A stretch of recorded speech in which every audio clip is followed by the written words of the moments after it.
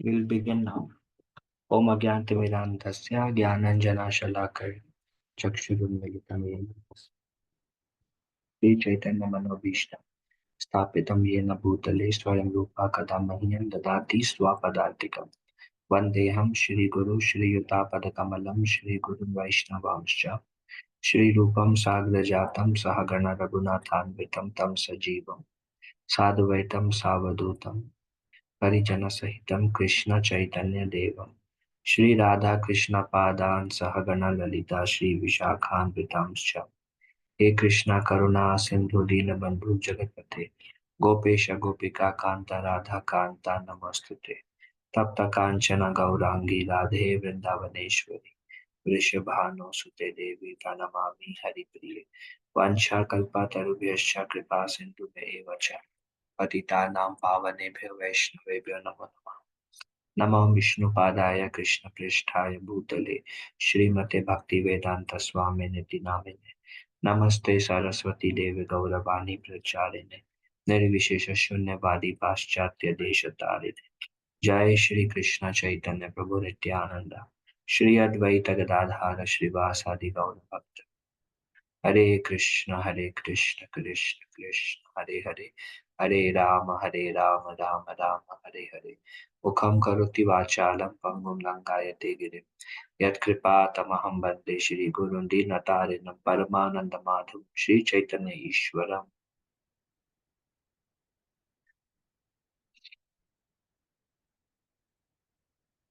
Before I begin, I want to share something very nice. I was just reading something from Chaitanya Charitamrita. It's actually in the beginning, in the Adi Leela, um, in the first chapter itself. Krishna's Kaviraj Goswami says, um, आरंभे करी ग्रंथेरा आरंभे करी मंगलाचरण Guru Krishna Vaishnava Tinera Smaran. So nice actually. Vishwanath कविराज गोस्वामी से ग्रंथेरा आरंभ करी बोलते अभी चालू कर रहा हूँ मैं ये चैतन्य चरितामृत ग्रंथेरा आरंभ करी मंगलाचरण पर चालू करने से पहले I am seeking auspiciousness and benedictions मंगल मतलब ऑस्पिशियस मंगलाचरण ये द प्रेयर्स वी सिंग ना ओम अज्ञान दिस इज मंगलाचरण प्रेयर्स सो कृष्णा कविराज गोस्वामी का मंगलाचरण क्या है वो बोले गुरु कृष्ण वैष्णव तीनेरा स्मरण I meditate on my spiritual master I meditate on Vaishnavas and I meditate on Krishna and the next verse Krishna Kaviraj Goswami says तीनेरा स्मरण होय विघ्न विनाशन अनायासे हय निज वांछिता पूरण. So the next verse, Krishna Kaviraj goes, Tinera smarana hoya vigna vinashana. If you remember these three, Guru Vaishnav, Krishna, vigna vinashana, all the obstacles and difficulties will be removed from your life. Anayase purna hoy, anayase,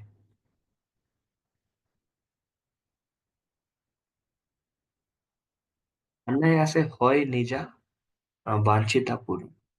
Anayase, Srila Prabhupada described the word anayase means without any difficulty, very easily. Anayase hoy, very easily it will, what will happen? Nija vanchita purana. Nija matlab our own vanchita purana. Our own desires will be fulfilled. Very easily all of our desires will be fulfilled. Very easily all of our desires will be fulfilled if we remember Guru, Vaishnava and Krishna. And all the obstacles will be removed. This is Krishna's Kaviraj Goswami's Mangalacharan. Amazing.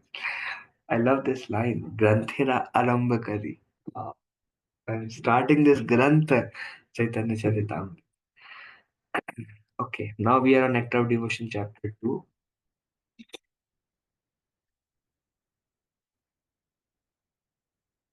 The first stages of devotion.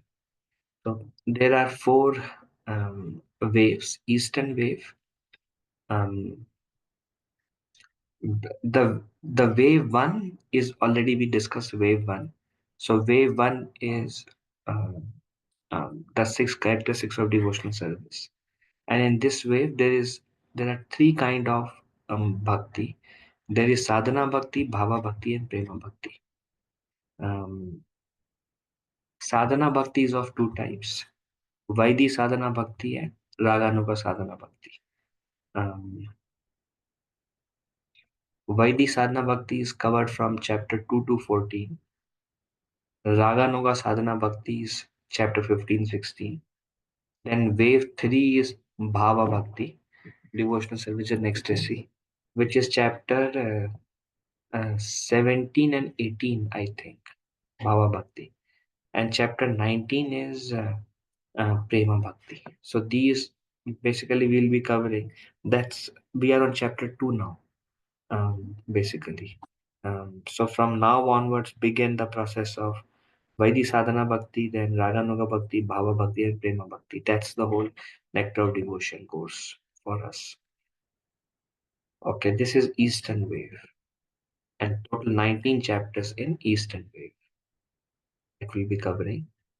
Six characteristics of pure devotional service. Shagani and Shubhada, we discussed. Removing the distress and invoking auspiciousness.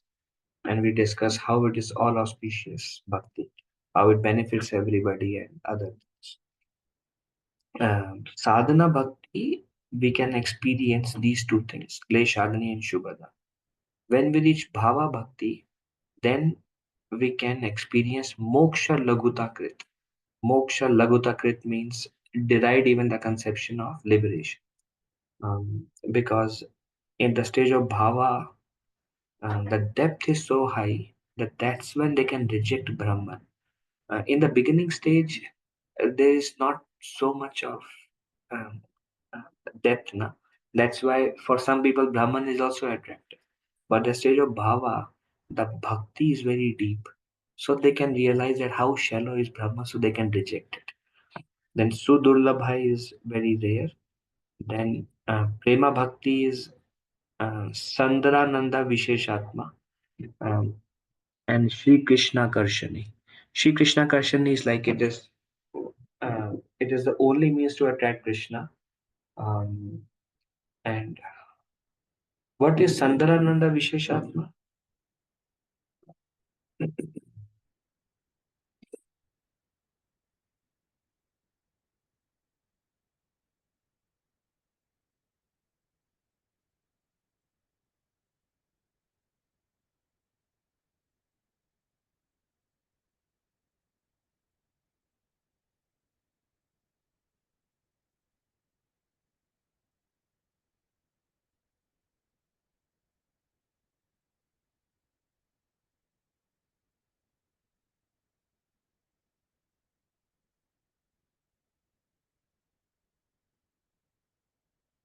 Mm.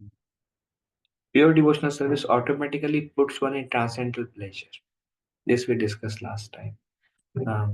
How the pleasure derived from pure bhakti supersedes all the other forms of pleasures. Now, this chapter has basically two sections. One section is what is the qualification for practicing bhakti? What is the qualification for practicing pure bhakti? And also discuss the concept of varnashram. These are few things that is covered in this chapter. So, qualification for practicing devotional service. Having described the characteristics of pure devotional service, Srila Rupa Goswami now explains the qualification for practicing it. If one simply has an attraction to executing devotional service, he is qualified to begin practicing it. Generally, this attraction comes from devotional service executed in previous lives. So, what is the qualification for practicing sadhana bhakti? An attraction. And somebody who has attraction can start executing what he's attracted to, which is bhakti. And the more one execute bhakti, the attraction for bhakti further increases. And once the attraction is increased, one want to execute bhakti more. And this kind of positive loop keeps going on and on till the attraction becomes absolute. And generally, this attraction comes from devotional service executed in past lives. And how much attraction we have is based on how much attraction we attained in the previous life. And that much attraction we begin with. Devotional service, then, okay, attraction is the qualification to begin sadhana bhakti. Then that attraction is coming from previous life. So where is bhakti? Like people are kind of lost in this material world. What is the beginning point? Devotional service begins with the causeless mercy of a devotee. Beginning point is causeless mercy. By this mercy, one may unknowingly execute devotional service. Agyata sukriti. Unknowingly execute devotional service means either in one way or the other, maybe help a Vaishnav or hear the holy name on the streets, um, or read a book here and there, bowed down, came to the temple, bowed down to the Lord, um, and eat some. Somebody gave a cookie, which happens to be a prasad of Lord Krishna, and then we ate, and that may begin our devotional service. So agyat means unknowingly. The beginning is agyata sukriti. Uh, One example of agyata sukriti, which is like many of you may have heard, is when Srila Prabhupada was giving, when in the beginning days of ISKCON, Prabhupada was giving a talk um, in 26 Second Avenue. That time, one American, he just walked in. He wanted to use restroom. He went, he saw there is no toilet paper.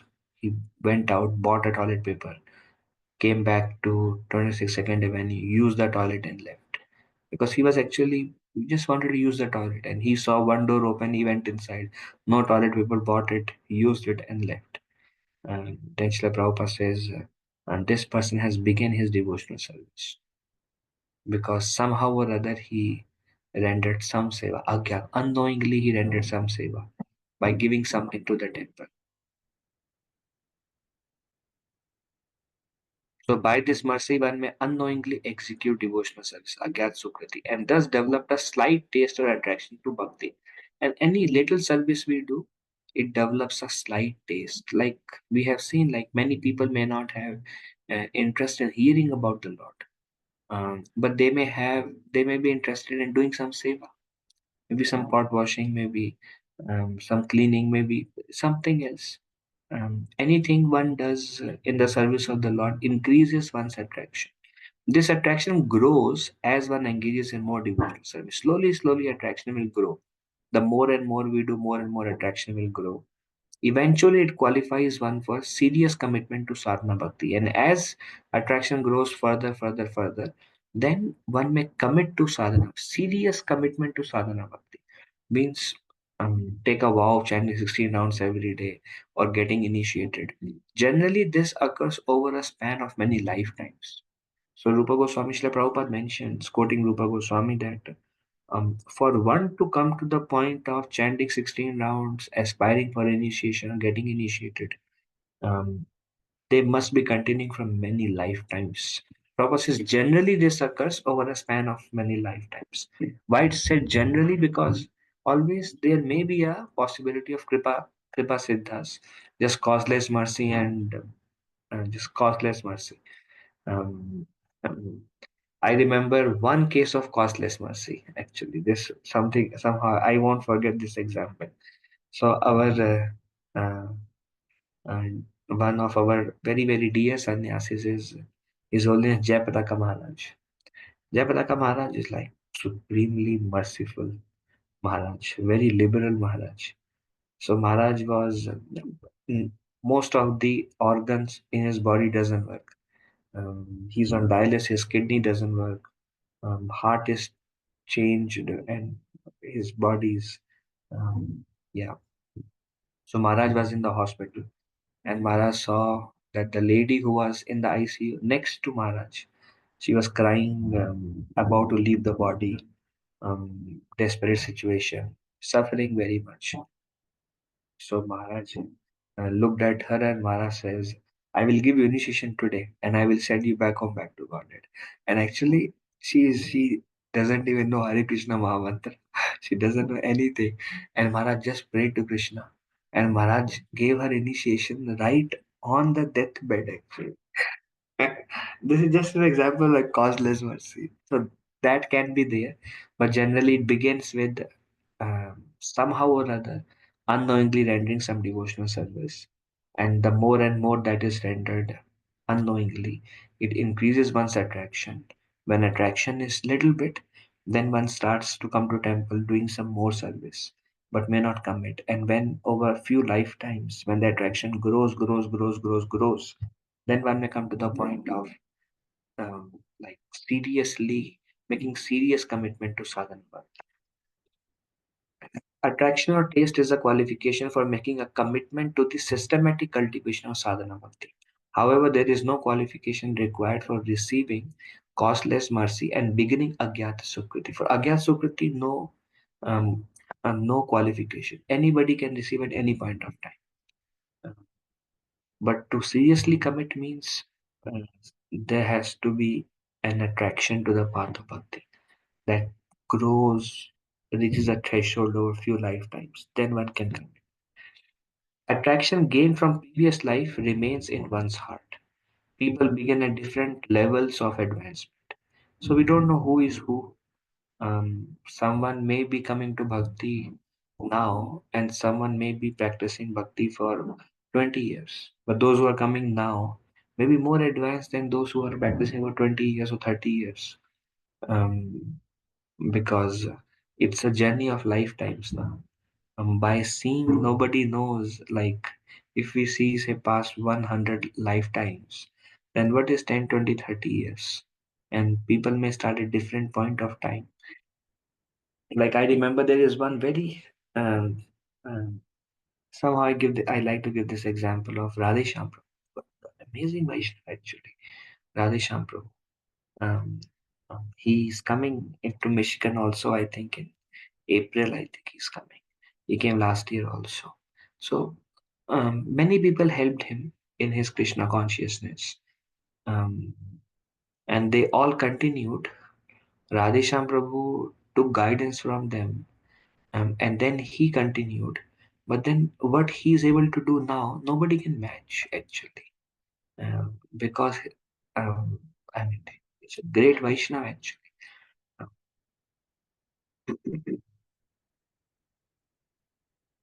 Yeah. So someone may come to Krishna at any point of time, but that doesn't mean anything because it's a journey of lifetimes. So people begin at different level, and then once they begin, how seriously they commit to something is like their own previous lives. How serious they are that this is the goal. Great actually. Such Vaishnavas who commit very seriously, they are very very rare souls, like all of you. What is the definition of sadhana bhakti? So we discussed what is the requirement for sadhana bhakti, what is the requirement for serious sadhana bhakti, what is the requirement for agyat sukriti, no requirement. Now what is sadhana bhakti? um, kriti sadhya bhave sadhya bhava sa sadhana abhida nitya siddhasya bhavasya prakatyam hridi sadhyata. um, When transcendental devotional service by which love for Krishna is attained is executed by the senses, it is called sadhana bhakti or the regulative discharge of devotional service. So, what is sadhana bhakti? Of course, there is a different definition of bhava bhakti, different definition for prema bhakti. Sadhana bhakti is also of two types. There is Vaidhi sadhana bhakti and there is Raganuga sadhana bhakti. But what is, somebody asked Prabhuji Mataji, what is the definition of sadhana bhakti? So here it says, when transcendental devotional service is executed by the senses, it is called sadhana bhakti. Means using our senses in the service of Krishna, that is sadhana bhakti. You see in the picture, the eyes are looking at Tulasi, the hands, the cleansing of the body, putting this pujari clothes, putting tilak. It's like this is an example of sadhana bhakti, using our senses, all the five senses. Such devotional service eternally exists within the heart of every nitya siddhasya bhavasya. Such nitya means eternally. Such devotional service eternally exists within the heart of every living entity. The awakening of this eternal devotion is the potentiality of devotional service in practice. Um, so sadhana bhakti has the power to awaken pure love. Um, Sadhana bhakti is, what is a definition? Using our senses to serve the Lord. And this process of using our senses to serve the Lord is so powerful that it has the potential to awaken that prema which is eternally present in the heart of all living entity. This actually gives many things. First thing it says is we have eternal love. We have completely lost it. um, we can reawaken it, and the process by we can go back to our original state is by using our senses in the service of the Lord, and that process is called sadhana bhakti. So the goal, the power of sadhana bhakti is that it can give you prema, which is nitya siddhasya bhavasya, which is eternally present within us.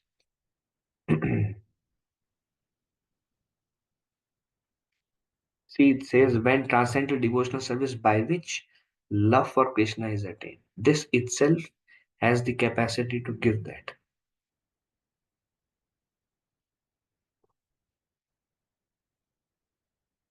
Then there is a word used, a regulative discharge of devotional service.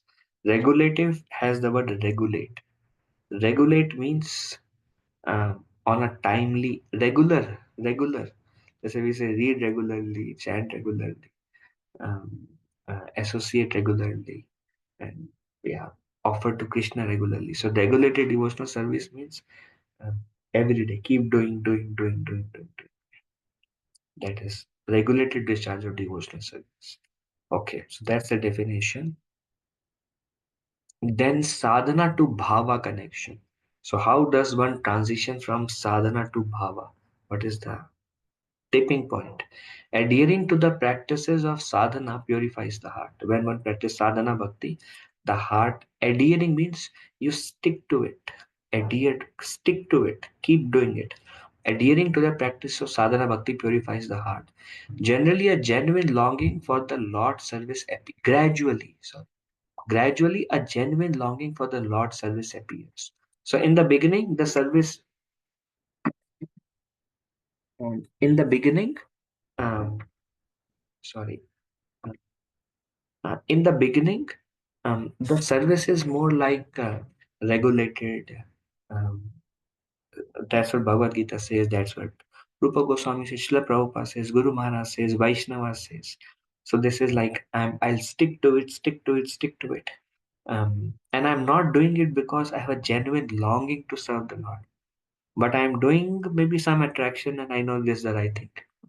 But as the heart becomes more and more pure, a genuine longing for the Lord, like really, like I want to serve the Lord, and there is nothing else I want to do. I just want to serve Him eternally. So if one develops that mood that I just want to serve Him eternally, that means the heart is becoming pure. Why? Because that bhav is natural for the jiva. Gradually, it's like the Lord is all attractive. Vrindavan is all attractive. We have Radhe Shyam, we have Krishna Balaram, God Nitai. They are all attractive. And when the genuine longing to serve, that will gradually appear as the heart becomes pure. And the heart becomes pure if we adhere to the practice of sadhana. When executed with genuine longing, and like um, sadhana has the potential to awaken bhava. So where the sadhana transfer into bhava, when we perform sadhana with a genuine longing, the genuine longing occurs when the heart becomes pure. So we start with using our senses service of the Lord. The heart becomes pure. then whatever service we are doing, gradually the longing intensify. And when we do the same practice sadhana bhakti with a great longing, genuine longing to serve the Lord, then that can tip us into the stage of an awakened bhava bhakti. That's the connection of sadhana to bhava. Devotees who want to make tangible advancement must not allow their sadhana to be desireless and mechanical. Like, desireless and mechanical means um, 7 circles to Tulsi, done. 7 circles, 4 to feet, 2, 3, 7, done. So it's like mechanical, bowing down and say the mantra and just the focus is on finishing the mantra and not putting this like mechanical tendency of bhakti or chanting the rounds. So take the beat Hare Krishna, and then somehow focusing on finishing it, then becomes again mechanical. Um, so Srila Prabhupada says devotees who want to make tangible advancement must not allow their sadhana to be desireless and mechanical. So what it means to not to be desireless, they must execute their daily practice with a yearning for Krishna's service. Only bhakti give rise to bhakti. They must execute their daily practices with a yearning for Krishna's service. Like Krishna, like we can be grateful every day to Krishna, my Lord, one more day in your service. I'm grateful. I'm grateful for engaging me one more day in your one more day in your service. Krishna is maintaining us day by day. One more day in Krishna service. One more morning program. Um, and what do we pray while chanting? Krishna, how can I serve you? Krishna, please engage me in your loving service. Um, um, Krishna, before I leave your service, if I have to leave your service, let death comes before that day. Let death come before the day that I have to leave your service.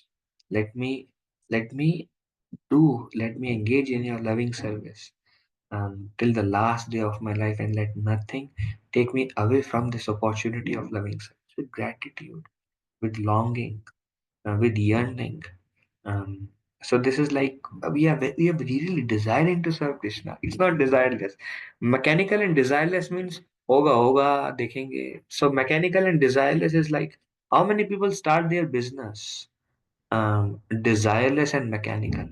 We'll make some product, बिकेगा बिकेगा नहीं तो कोई बात नहीं. अरे they are really putting all of their effort and their consciousness, their attention, their intelligence, their research. They are doing like they are putting everything. Somebody starts a new job or college, they are giving the 100%. So it's not mechanical and desireless. So why should our bhakti be mechanical and desireless? Doing it for the sake of doing it. Rather, it has to be with a genuine longing, with eagerness.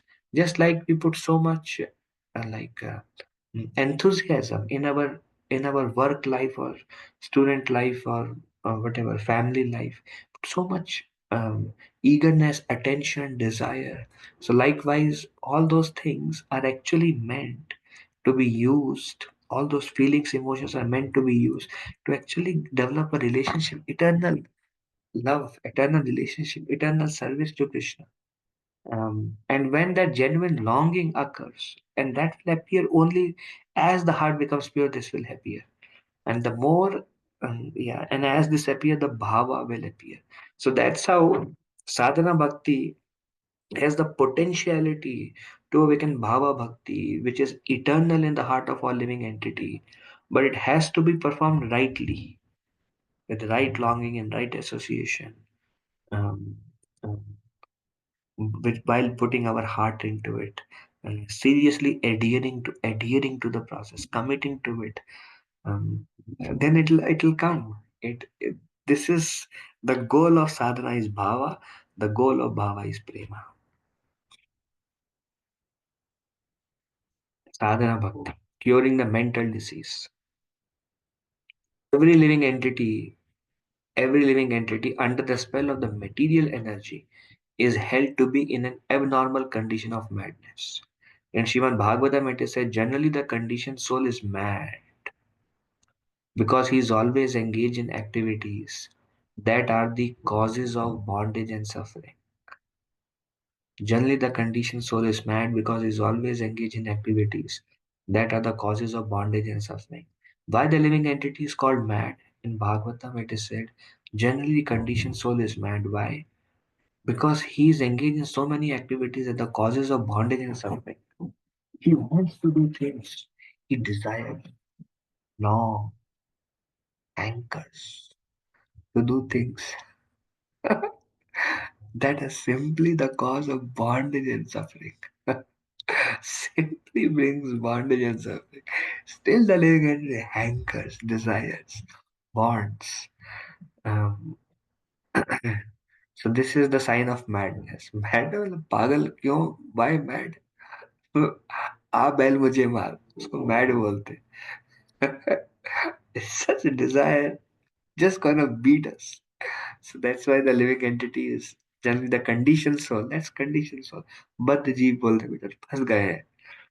The conditioned soul is mad, always engaged in active, always, always engaged, always like no Krishna, only Maya, always engaged in activities that are the causes of bondage and suffering. The spirit soul in his original condition is joyful, blissful, eternal, and full of knowledge. Um, Only by his implication in material activities has he become miserable, temporary, and full of ignorance. This is due to vikarma. Vikarma means actions that should not be done. Therefore, we must practice sadhana bhakti, which means to offer Mangala Arati, deity worship in the morning, to refrain from certain material activities, to offer obeisances to a spiritual master, and to follow many other rules and regulations that will be discussed here one after another. These practices will help one become cured of madness. As a man's mental disease is cured by the direction of a psychiatrist, so this sadhana bhakti cures the conditioned soul of his madness under the spell of Maya, material illusion. We hear from psychiatrists, and then if a person follows the regimen given by psychiatrists, then the mental disease is cured. Likewise, the mental disease is our attachment to this material world. This is our mental disease, and this can be cured. This mental disease of the mind is attached to the material world. This is like we are mentally diseased. This mental disease can be cured by doing what Guru, Sadhu, and Shastra are saying. They are the psychiatrist. They're doing the operation of our mind, who is attached and attracted.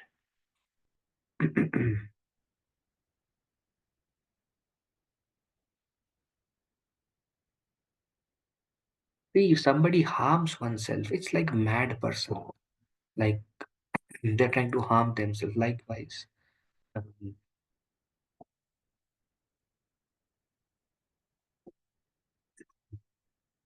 Srimad Bhagavatam uses the phrase "killer of one's own soul." So, because of mental disease, we all have become. I'm talking about myself. We have become killers of our own soul. Why? Because we don't want to give up our desire, hankering, and yeah, longing. So we have become killers of our own souls. But then we tolerate those desires, and then we um, practice our sadhana bhakti with intelligence. This is what is the right thing to do, and we tolerate those desires. And slowly, slowly, this process is so powerful that if we don't contaminate the heart further, this process is so powerful that slowly that longing to serve Krishna will awaken. See, right now, we have desired to serve this material world.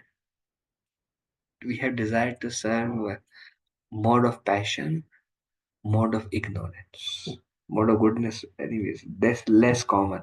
We have desired to serve the lower modes. But by the process of this sadhana, the natural longing, desire to Krishna will awaken. And that is very attractive. If that natural longing awakens to serve the Lord in any form, when that attraction awakens, very attractive. But that's why we are conditioned. So sadhana bhakti will cure our material disease. See, This chapter 2 is the beginning of sadhana bhakti.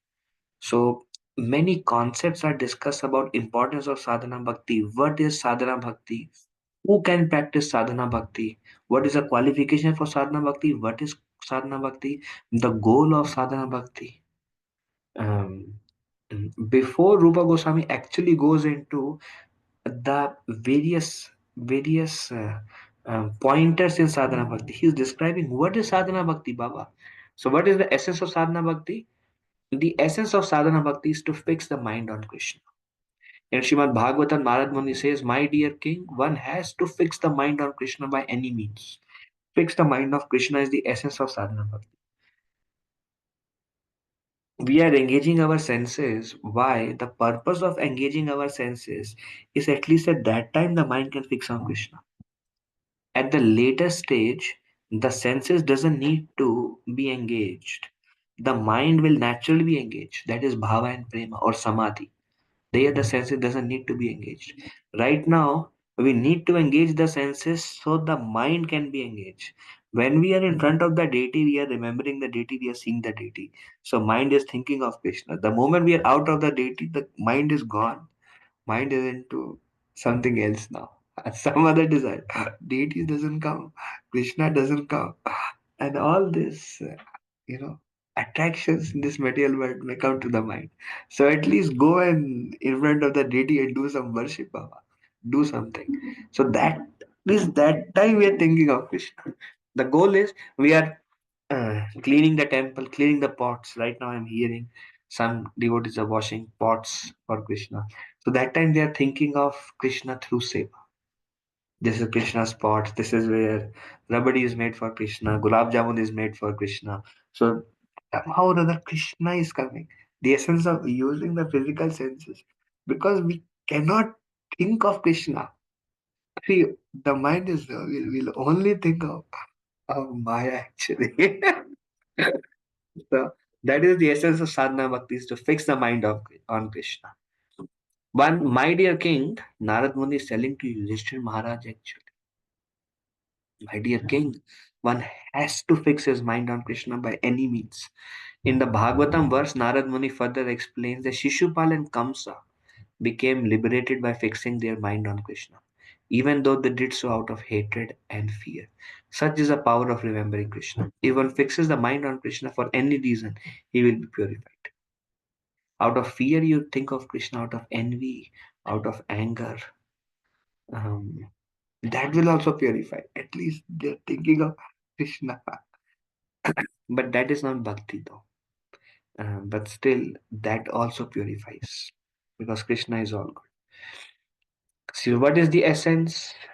Um, what is sadhana bhakti? What is the power of sadhana bhakti? What is the qualification to practice sadhana bhakti? Uh, How sadhana bhakti should be practiced? What is the goal? Yeah. What is the essence? These are certain concepts of sadhana bhakti. Then there are two types of sadhana bhakti. There is Vaidhi sadhana bhakti, Raganuga sadhana bhakti. What is the difference between them? The main distinction between them is their source of inspiration. Why I am practicing. That defines whether I am a Vaidhi sadhana bhakta or Raganuga sadhana bhakti. In Rag bhakti, the inspiration comes from natural attraction to devotional service. In Vaidhi bhakti, there is no such attraction, and one must rely upon another source of inspiration, like the orders of Guru and the scriptures. So, what is Vaidhi sadhana bhakti? I want to do it because it is the order of Guru and Shastra. It's written that you do this. Given a chance, if I am set free and I go with only my desire, then my natural desire is not to serve Krishna. My natural desire is to serve the illusory energy. But now I know that is not good for me, this is good for me. What will be the effect of this? What will be the effect of that? So I don't want to do that because that is going to cause me bondage and suffering. And this is not good. And this is eternal. This will bring me joy. This is who I am. This I must be doing. So if this thought process is there within our, then we are practicing Vaidhi sadhana bhakti. because the source of inspiration is what is right, what I should be doing, and I put in myself. Naturally, when I engage, then some joy may be there by doing it. Um, but the natural tendency is, given a chance, if I don't have to chant, that is better. But then I know I should chant. When I chant, then I may feel some joy there, some absorption there. But given a chance, if I don't have to chant, wonderful. So these are the signs of Vaidhi sadhana. Raganuga sadhana bhakti is like, just like the attachment is there to illusory energy, which is not real or which is temporary. Um, and Raganuga sadhana bhakti is that attraction is for Krishna. It's like natural attraction for Krishna. Like the heart is longing there, not there. So that means the inspiration is coming because I love Krishna. I'm attracted to Krishna. And everything else like fika lagta hai. Everything else is like I have no desire. This is what I want. This is Raga Noga Sadhana Bhakti. So for me, it's a very advanced stage, um, but we can see the difference. In the beginning, by the orders of a spiritual master, one rises early in the morning and offers arati, but then he develops a real attachment. When he gets this attachment, he automatically tries to decorate the deity and prepare different kinds of dresses and thinks of different plans to execute a devotional service nicely. So when there is, it's like, we may be somewhere in like middle also, that some things may be doing because we are naturally, spontaneously attracted, but at the same time, maybe naturally, spontaneously attracted to illusory energy also. So some things, so there is some vaidi that I should not be doing, I should be doing this. And there will be some attachment to the service. And when that little attachment to something thickens, thickens, thickens, and when the soul inspiration is like, because I am drawn towards Krishna, and that becomes the soul inspiration, then we become Raganuga Sadhana Bhakta. Before that, they will be, when I'm getting into it, I want to do the best, it's wonderful, I enjoy it, but given a chance, I want to go other way also. So there is like I'm between Vaidhi and Sadhana. I'm leaning in that direction. Okay. So that's two types of sadhana bhakti. And why Raganuga sadhana bhakti is still called sadhana bhakti? Because it is not like 100% spontaneous. There is attachment here also. But still serving Krishna is out of attraction to him, natural longing for him, but it is not absolute. I still know what the Shastra is and I don't want to do it, but given a chance, I won't say no. If my intelligence is taken away, I have attraction for that. So it is not really 100% absorbed in Krishna. I know what is the right thing to do, but still I have some attraction, so I'm pulled in that direction. But that's why there is some practice. It's still a practice, but it is done out of some sort of attachment to Krishna. That's why Raganuga Bhakti still comes under Sadhana Bhakti also. And that can lead to Bhava Bhakti. Vaidhi Sadhana Bhakti. When the inspiration for sadhana comes from anything other than natural attraction to service, it is Vaidhi Bhakti. Um, Here is one quote. My dear king, this is Sukadev Goswami telling to Maharaj Parikshit, my dear king, if you want to be fearless in meeting your death next week, for actually everyone is afraid at the point of death, then you must immediately begin the process of hearing and chanting and remembering God. Uh, This is clearly an example of Vaidhi Bhakti because the impetus to perform devotional service is not a natural attraction for Krishna, but the desire to be fearless of death. So Sukadev Goswami tells Maharaj Parikshit, I know you are in lot of anxiety. I know you have many questions. I know you have 7 days to live. And I know you are asking me what is the duty of a man who is about to die in 7 days. So the duty is, if you want to overcome the situation and where you are put into right now, what you should be doing is remember Krishna, think of Krishna, worship Krishna with body, mind, and heart. Be Krishna conscious. So here, this is the example of sadhana bhakti. Why? Because he's asking, What do I do? Guru is telling this is what you should do. He's like, okay, this is a duty of man who is about to die in 7 days. Yes. All right. I'll chant the holy name of Krishna. I will hear Bhagavatam from Sukadev Goswami. I'll do why. This is a duty of a man who is about to die in 7 days. So here the inspiration of hearing and chanting, if it is not coming, I'm doing this because my heart is longing towards Krishna. But it is coming because I know this is my duty. This is the best thing. It's the best utilization of last moments.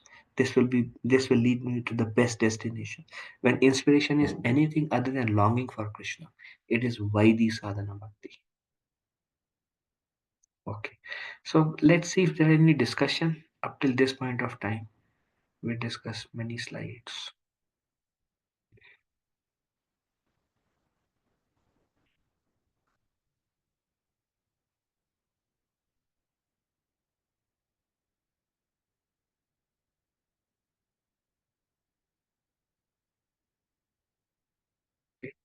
I guess we'll the last topic of today. It is Varnashram system. So we discussed about what is sadhana bhakti, what is the requirement for sadhana bhakti, what is the goal of sadhana bhakti, how sadhana bhakti can awaken bhava, how sadhana bhakti should be done, what is the essence of sadhana bhakti is to fix our mind on Krishna. What are the two kinds of sadhana bhakti? What is Vaidhi sadhana bhakti? What is Raganuga sadhana bhakti? And the difference is based on inspirations. That was a basic summary of what is sadhana bhakti. Now, Varnashrama system. Why it's connected to sadhana bhakti? Because everybody must practice their sadhana bhakti, Vaidhi sadhana bhakti, based on their varna and ashram, or based on our inclination. Like do what you like to do and engage your propensities to serve Krishna. And that's why Varnashram system and sadhana bhakti are deeply connected. You like to do business, do it for the service of Krishna. You like to be a leader, Kshatriya, do it for do it in Krishna's. Like to be a Brahmana, use their professor in serving Krishna. Shudra, use their professor serving Krishna. You are a Grihastha, bring Krishna in the center of Grihastha life. Or Brahmacharya or Vanaprastha or Sannyas, bring Krishna in the center of wherever you are. And that's how Varnashram system is discussed in this chapter of sadhana bhakti. Of course, bhava bhakti, one crosses all kind of varnas. And like Chaitanya Mahaprabhu says, I'm Naham Vipro, Nacha Narapati, Napi Vaishna Shuddha, Naham Vandi, Nacha Grihama. I'm none of them. I'm neither Brahmana, Kshatriya, Vaishya, Shudra, Brahmachari, Grihasvana, Prastha, Sannyas. I'm only the servant of the master of the gopis. So now, Srila Prabhupada describes in short what is Varnashram system. There are four Varna and four Ashrama. Four Varna is Brahmana, Kshatriya, Vaishya, Shudra. And four Ashrama is Brahmacharya Ashram, Grihastha Ashram, Vanaprastha Ashram, Sannyasa Ashram. So there are four social and four spiritual orders. Spiritual order is Brahmacharya Ashram, Grihastha Ashram. Ashram, why it's called spiritual order? Because Ashram means where Krishna is in the center. Ashram means when shram means hard work. Ashram means no hard work, only bhakti work. Everything centered around pleasing Krishna. That's the goal, not for oneself. So that's why they call spiritual order ashram. So four Varna and four ashram, they are created from different parts of universal form. From the head comes Brahmana, so they are like the guiding principle. From the hands, Kshatriyas, working principle, protection. From the belly, Vaishyas, um, um, farming, cow protection, and from the leg, Shudras, the working class. So they are created from different parts of the universal form. Different parts of the body have different functions. Likewise, these orders have different duties. Brahmana, Kshatriya, Vaishya, Shudra. They have their own duties. Everyone must be engaged in his particular duty. But the perfection of such work should be tested by how far the Lord is satisfied with such activities. So that's how sadhana bhakti is. Do your duty. You can know your duty based on your varna and based on your ashrama. Do your duty and try to please Krishna through your duty. Everyone must be engaged in his particular duty, but the perfection of such work should be tested by how far the Lord is satisfied with such activities. Because we are not yet liberated souls, we are in the modes.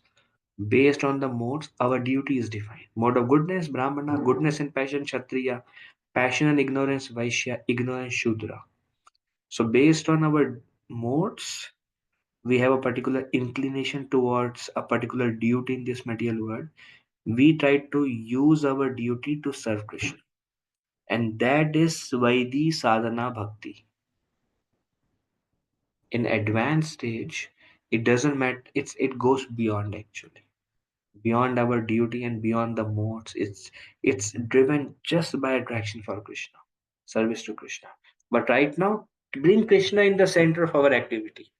That's how Varnashram is very important. So Brahmanas, for example, a Brahmana who is born out of the head of the Lord has as his business to preach the transcendental Vedic sounds or Shabda Brahma. Shabda Brahma means the Lord in the form of words. That is Shabda Brahma. And like Bhagavad Gita is Shabda Brahma, Bhagavatam is Shabda Brahma. Um, Preaching that is the duty of a Brahmana. Because the Brahmana is the head, he has to preach the transcendental sound and he also has to eat on behalf of the Supreme Lord. According to Vedic injunctions, when a Brahmana eats, it is to be understood that the personality of Godhead is eating through him. If you feed a Brahmana, Krishna, it is like feeding Krishna because Krishna says to the four Kumaras that Brahmanas are so dear to me that I eat through the mouth of Brahmanas. Or basically, Krishna is satisfied. It is said one of a duty of a Brahmana, um, he also has to eat on behalf of the Supreme Lord.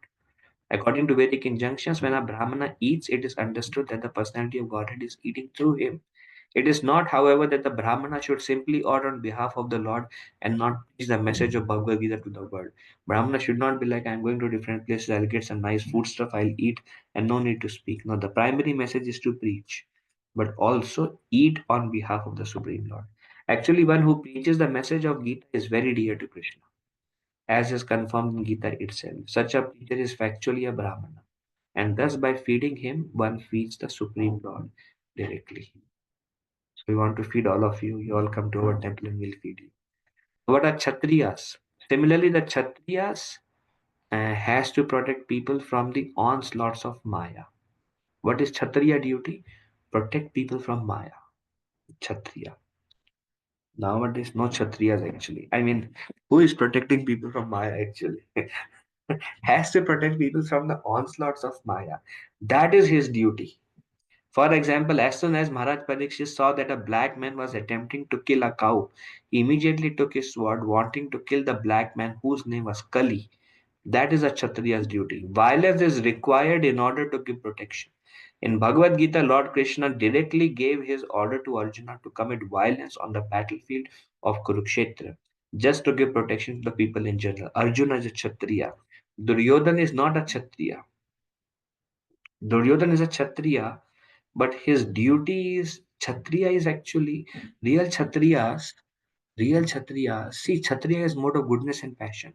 Then what is a component of goodness in Kshatriya? They listen to the spiritual master. Arjuna is fighting because Krishna wants him to fight. Kshatriya.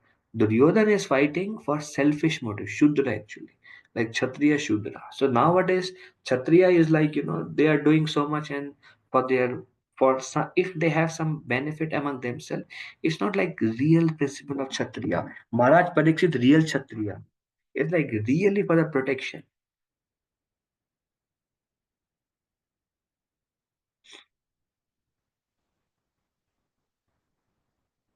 That a Kshatriya. Okay. Arjuna was a Kshatriya. Now, Vaishya and Shudras, the Vaishyas are meant for producing agricultural products like cow farming. Here we have a very beautiful picture of Krishna in Vrindavan. Very beautifully, cow is licking Krishna's um, bracelets. Okay, the Vaishyas are meant for producing agricultural products, trading them, distributing them. And the working class of Shudras are those who haven't the intelligence of a Brahmana or Kshatriya or the Vaishyas, and therefore they are meant to help these higher classes by bodily labor. Shudras are meant to assist Brahmanas because Brahmana is doing his duty, he needs assistance. Kshatriya needs assistance to bring law and order into the society. Vaishya needs assistance to be able to grow enough food for everybody. So Shudra is a working class, give assistance to all three. In this way, there is full cooperation and spiritual advancement among all the different orders of society. The Brahmana is dependent upon Kshatriya. Kshatriya give protection to Brahmana also. Kshatriya is dependent upon Brahmana for guidance. Brahmana and Kshatriya are dependent upon Vaishyas for maintenance because they produce food. Um, Shudra is dependent upon all the three classes. All the three classes are dependent upon Shudra. Vaishya is dependent upon Kshatriya and Brahmana for maintenance. Like they sell the food and the money they get from Kshatriya, the protection they get from Kshatriyas. So in this way, there is a interdependent between all the full cooperation purposes. There is full cooperation and spiritual advancement among all the different orders of society. And when there is no such cooperation, the members of the society will fall down. That is the current position in the Kali Yuga, this age of quarrel. Nobody is doing his duty, and everyone is simply puffed up by calling himself a Brahmana or a Kshatriya. But actually, such people are without status. Um, Kali Yuga, everything is mixed and nothing is pure. The Kshatriyas are not pure, the Brahmanas are not pure, the Vaishyas are not pure, and everybody is into all the three modes and um, some sinful activity. Anybody the sinful activity is outside Varnashram. So everything is very much mixed up in this age. Um, and there is no cooperation between like the Kshatriyas, they try to kind of starve the Vaishyas, don't pay enough to the Vaishyas. They just want to exploit the Vaishyas and get the money for themselves. There is no cooperation. It's like Brahmanas, anyways, don't exist, and Brahmanas, I mean, what to speak, animals are also killed by Brahmanas. So, in this way, position is in this age of Kali is very topsy. Okay. Shastric reference for Varnashram, Lord Shri Krishna instructed Uddhava that by following the injunctions of the social and spiritual order of the human society, social order is four Varnas and spiritual order is four Ashramas. So Krishna is telling to Uddhava by following the Varna Ashram system, one can satisfy the Supreme Personality of Godhead. And as a result of such satisfaction, the whole society gets all the necessities of life amply and without difficulty. This is because, after all, the Supreme Personality of Godhead maintains all other living entities. If the whole society performs its respective duties and remains in Krishna consciousness, there is no doubt that all of its members will live very peacefully and happily. So Krishna tells Uddhava, like, Krishna maintains everybody now. So if everybody does their role, Kshatriya protect from evil elements, Vaishyas provide for the whole class, Brahmana give them guidance how to be God conscious. If everybody does their role and everybody keeps Krishna in the center, Krishna is satisfied when one follows Varnashram Dharma. And through that, sadhana bhakti, keeping Krishna in the center. When the uh, when and see these varnas are also temporary because they are dependent upon the mode and the modes changes. Like one thing Srila Prabhupada says is Krishna consciousness movement is meant to create brahmanas. Means we may be in lower modes earlier, but then after some practice we may come to the platform of actual brahmana if we are living in a mode of goodness. So in a way the modes are changing, so the duties are also changing in a way. Um, um, yeah. Anyways, Krishna also says, Chaturvarna Maya Shishtam Guna Karma Vibhagasa. I have created this division in society based on guna and karma. Um, then someone may ask this question: how do I know my varna and my ashram? Um, Srila Prabhupada basically says that there is no need to understand our varna and ashram. We will see. Thus, the Krishna consciousness movement is so nice that there is no need of even designating oneself Brahmana, Kshatriya, Vaishya, Shudra, Brahmachari, Grihastha, Vanaprastha, Sannyasi. Let everyone be engaged in whatever occupation he now has. Prabhupada says, no need to think, what do I do, what do I not do? Whatever you are doing, keep doing that. Simply let him worship Lord Krishna by the result of his activities in Krishna consciousness. Just like Srila Prabhupada would say, whatever you are doing, just make Krishna in the center of your life. No need to worry about should I change my situation? Who am I? Maybe I'm a Vaishya. Maybe I should leave my job and go and do farming. Maybe I should do that. Maybe I should just, become a leader, try in that direction. Prabhupada says no need to understand or designate oneself what am I. Simply worship Krishna. Simply go to temple, chant the holy name, attend Mangal Arati, serve Krishna. Simply let him worship Lord Krishna by the result of his activities in Krishna consciousness. That will adjust the whole situation. No matter who you are, what your varna and ashrama is, just add Krishna and become Krishna conscious. That will make everything, that will adjust the whole thing. That will, your situation will become perfect just by doing that. That will adjust the whole situation. And everyone will be happy and peaceful within this world. No matter what your varna and ashram is, whatever duty you are doing. If you sincerely add Krishna in your life, then, and if everybody does that, everybody will be happy and peaceful. In the Narada Pancharatra, the regulative principles of bhakti, devotional service, are described as follows. Any activity sanctioned in the revealed scriptures and aiming at the satisfaction of the Supreme Personality of Godhead are accepted by saintly teachers as the regulative principles of devotional service. Basically, anything you are doing, if you aim that to satisfaction of Krishna, then that thing also becomes sadhana bhakti. Anything you do, Krishna also says that yad karosi yad asnasi, yad juhosi tadasi, yad tapasyasi kauntaya, tad kuru mad arpanam. Krishna says, whatever you do, offer, give away, whatever austerity you perform, do it as an offering to me. So, whatever we are doing, if we do that for the satisfaction of Krishna, or somehow bring Krishna in the center of that, and depend on Krishna for the results of your activities. And whatever results comes, give glories and whatever in whichever way form, and give it back to Krishna. That itself becomes sadhana bhakti. If one regularly executes such service onto the Supreme Personality of Godhead under the direction of a bona fide spiritual master, then gradually he rises to the platform of serving in pure love of God. So Prabhupada says, no need, whatever your situation is, you practice bhakti in that. Bring Krishna in the center. Center of your family, center of your job, center of the results of your activities, your intelligence, your influence. Just bring in Krishna in the center of whatever you are doing. And by doing that over and over and over and over and over, um, you will arise to the platform of serving Krishna in pure love. Okay. Actually, that's the end of the second chapter. Um,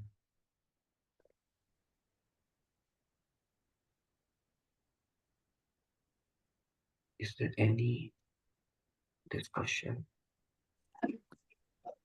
Prabhuji Dhanmat Pranam, Hare Krishna. Thank you very much, Prabhuji. Prabhuji, one inquiry is on the Raga Sadhana Bhakti.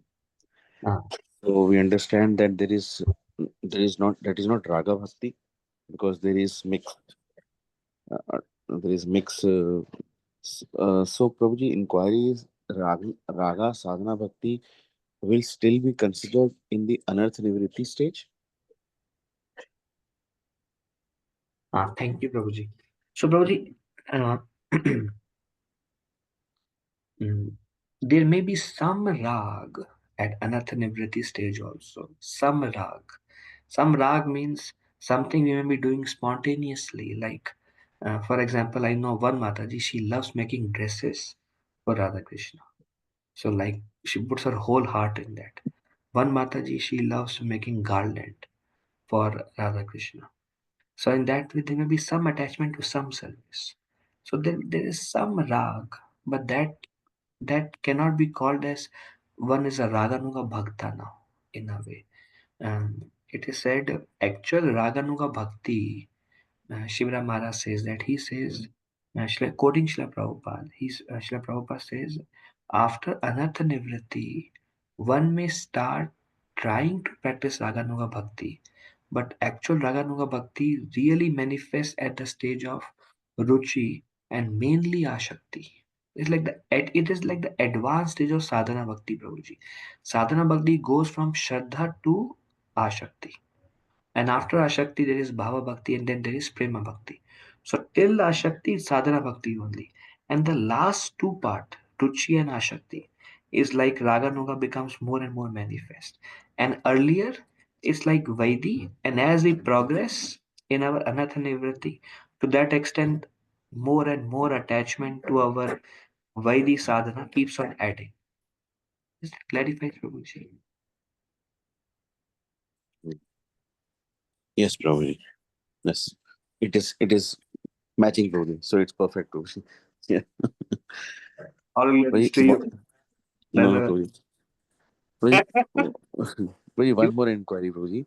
Ah, Like these varnas and these ashramas. So, like we understand uh, that all are important to run the society perfectly. So, my inquiry is like one who is by action Shudra.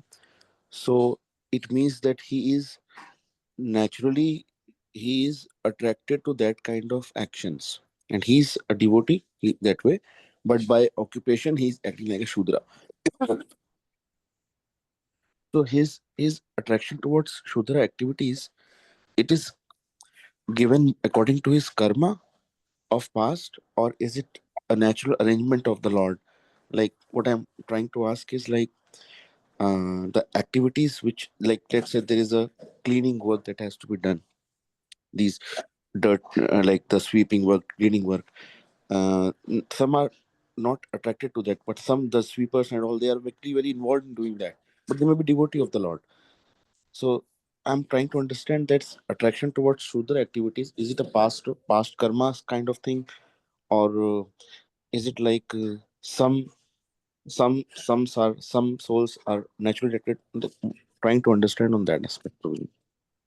very difficult question actually. So, bro, one, I will give you one transcendental aspect to it. Um,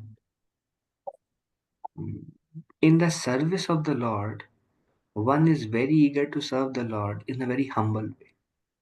One is very eager. One is very eager to maybe like if we see Srila Prabhupada will clean the pots, clean the temple hall, um, write books, give lectures, Brahmana, run the whole organization, start organization ISKCON, worldwide organization, traveling and leadership, brilliant leadership, Kshatriya, um, taking care of every penny in the organization, all the finances, details, um, um, and cleaning everybody's pots and the temple hall. So, Srila Prabhupada showed by his own example that a devotee can do all these things for the pleasure of Krishna, and he puts his or her heart in anything for the pleasure of Krishna. He derives joy in all of those. So it's quite a when like that's a kind of transcendental because and there is a longing to serve Krishna, like we were discussing in the beginning. Sadhana bhakti, as the heart becomes more and pure, there's a longing to serve Krishna and to serve the orders of one spiritual master. There is gratitude in that, and one does everything for Krishna. So Prabhupada said in that way that one should do everything for Krishna. But at the same time, if we see one ashram without Krishna, so yes, there are some people who are very involved in sweeping. Um, some are like by default leaders. Some are so that is based on gunas, and gunas is based on one's past karma and association. Prabhuji. Okay, Babaji. So it's like from transcendental aspects, and we cannot mix the transcendental aspects and like that, Babaji, right, Babaji? If Mm. somebody is very involved in cleaning and they are like very sincere devotees, we cannot say, oh, they are Shudras. cannot say that. But Mm. there are categories of those all people, and they're very involved in those things. But when they use their nature to clean, for example, most of the temples in US they hire somebody for bathroom cleaning, and they do a really good job actually. But then through that, they will get the mercy of the Lord. But it's like everyone have their own natural tendencies, but it does not mean that we consider somebody cleaning bathroom as lower, or like from our perspective as devotees, it is said we should see all the services. Like Srila Prabhupada says, Krishna is pleased by any service done for his pleasure. It is not that dressing the deity is more important than washing pots. So Prabhupada gave the transcendental aspect. A devotee can do anything for the pleasure of Krishna, whatever is needed. It's just because he has this longing to serve Krishna. So from that perspective, all services are equal. But natural tendencies is based on one's past karma. Okay, perfect, Prabhuji. Prabhuji, one last inquiry. Prabhuji, we Yes. hear today's session that Prabhupada said that as one's engaged, let's not worry about gunas and like varnas and ashrams. Let us all engage in devotional service. That way, one should not run behind finding his varna or ashram, but trying to become a devotee. But at the Hmm. same time, Prabhuji, we hear that during the last days, Prabhupada had a desire that I have given everything which is required to make one a devotee, but to establish a Varna Ashram society is remaining. Something like that. I may be Yes. incorrect in. So that means there is a desire of Prabhupada to have a Varna Ashram set up in the society. But Yes. in this aspect, today's session we hear that let's try to become a devotee, and for to become a devotee everything is already there.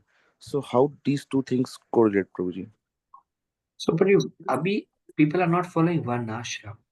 Following one ashram means everyone is doing duties, keeping the Lord in the center in some form. जैसे पहले क्या होता था ना, Maharaj Parikshit is there. Um, um, he is keeping the Lord in the center. The temple, like Ambarish Maharaj is there. The temple is in the center. The food, everyone are devote. Everyone is a devotee. Like Manipur is a Vaishnav state. We were discussing today Bhagavatam. There are some states in India which are more Vaishnav state. So the food is grown, is also goes in the service of the people who are devotees of the Lord. So everything is centered around, and the leader, there is pure Brahmanas who are giving guidance. The whole society is centered around the Lord, but people may not be directly chanting 16 rounds initiated, but they are in a system which of Varnashram which will gradually purify them. So Prabhupada wanted, so one is like we have a temple and some people are coming. And one is the whole city of, say in India or in US, the whole city is like cultured and the top level. Everything is like is God centered, but not everybody may be engaged in um, direct sadhana bhakti. But they all will progress to this stage. One ashram will lead to that. So that only temples Prabhupada built, and Prabhupada said the remaining half is undone, which is to make the society. The whole society has deviated from actual varnashram, and सब कुछ hodgepodge है अभी basically. So Prabhuji, I'm sorry, I'm little extending, but just last inquiry, Prabhuji. So we hear that there are like in Pune, Prabhuji, we have a kind of setup where there is big flat systems and society around, and temple is a center. So is it a kind of that model which Prabhupada was Ah, yeah, it's okay. like there are some farms now. So there are leaders there, brahmanas there, those who do the farming, they are there. All people are there, and everything is centered around the Lord. But there may be people who come in the temple and engage. Like, Mhm. for example, some may come for cleaning service. Like many temples in India, they have cleaners from outside to clean the temple hall and others. So they are engaging in their duties, but they may not be like initiated devotees chanting 16 now. Just coming in because they may not have the inclination to practice sadhana Mhm. bhakti. But because everything is centered around the Lord is Mhm. satisfied with their varnashram duty. By their own duty, they can please the Lord. if the Lord Hmm. is in the center somehow or other. Hmm. Prabhuji, it was a long pending inquiry. Thank you for clearing, Prabhuji. Thank you, Prabhuji. Yeah. Sorry, Prabhuji, for extent. Yeah. Thank you. All glories to Anantan, bro. Thank Dandavats. you. Sir. Hare Krishna. Okay, anything else? Hare Krishna Prabhuji, Dandavat Pranam to Krishna Pranam. Prabhuji. Jai Shri Prabhupada. Prabhuji, like how you mentioned the story of Jaya Swami Maharaj ji giving just initiation to like somebody like that amazing example of causeless mercy. I was just thinking, Prabhuji, like when I hear stories like that, I always end up thinking like that person was there by the will of Krishna. So Krishna did want that person to get mercy. So it's not like anything can happen without the will of Krishna. So I mean, it is causeless, but at the end, it's causeless mercy of the Lord through the Guru. Like, how does it work? I can never understand, Prabhuji, that that person is also there because of something else before, right? Nahi, actually, nahi, not necessary, Mataji. Pure devotees, they have a free will. If they want, and like everything is going and they just see a devotee and they decide, I'm gonna really pray for this devotee and I'm gonna take the karma of this devotee, I will do this, and they have the free will and they can do it. That becomes the causeless mercy of a Vaishnava. Just like Krishna can give causeless mercy. Krishna empowers devotees. Devotees can also give causeless mercy. So the So they are mercy. different. Sorry, Prabhuji. Sorry, go ahead, please. So devotee Maharaj may not give initiation only to like those who are chanting 16 rounds, following regulatory principles for this much, going through the system of putting their names in the list and chosen from the list, and they may have a free will. All right, I'll do this. So that is there with them also. So that is different from Krishna's, right, Prabhuji? It's not like Krishna's will acting through a pure devotee,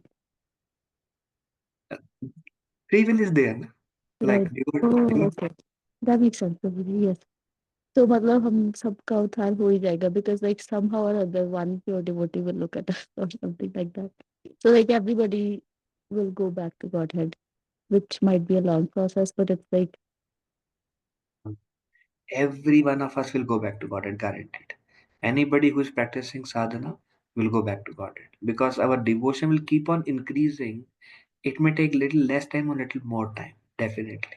साधना में आ गए तो like Kunti Maharani says ना, एक बार once sadhana begins, like Ganga will not stop flowing till it reaches the ocean, and the sadhana will attract bhakti more and more and more. Wherever it stops, it begins from there in the next life. So it will drag. It is like Prabhupada says, it will drag us to perfection. So yes, thank you, Prabhuji Dandavat. thank you, Mata. Dhanyavad. Hare Krishna. Anybody else?